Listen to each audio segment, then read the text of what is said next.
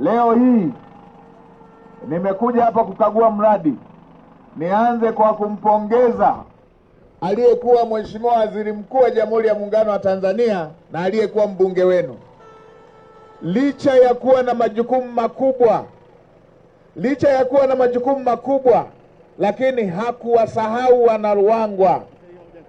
Mimi nakumbuka joto alilokuwa akitupatia kupitia maelekezo yake ya kuweza kuhakikisha fedha zinakuja kwenye mradi huu.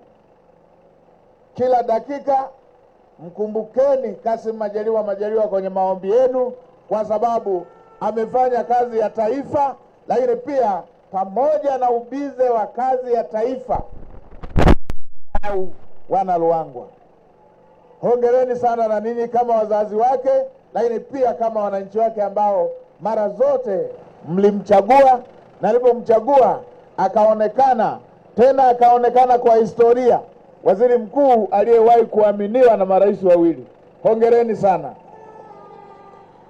Lakini baada ya hapa, nimeridhishwa na hatua ya mradi ambayo imefikia. Mheshimiwa Waziri pamoja na timu yako, hongera sana.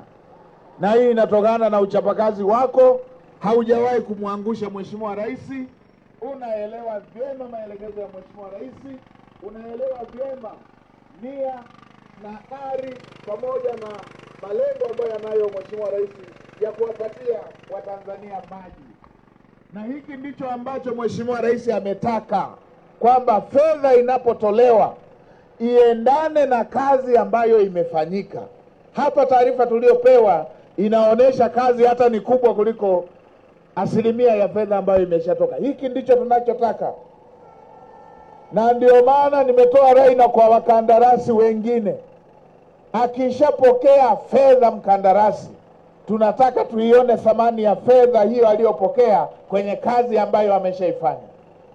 Nilimwelekeze mtendaji mkuu wa RUWASA, fanya tathmini ya miradi yote ambayo wameshapokea malipo ya awali na malipo mengine. Tunataka kuiona fedha, tunataka kuiona thamani ya fedha kwenye kazi ambayo imeshafanyika. Na wale ambao utakuta Mheshimiwa Waziri wameshafanya kazi lakini ni ndogo, haiendani na fedha ambayo alipewa, wanafanya kibabaishaji.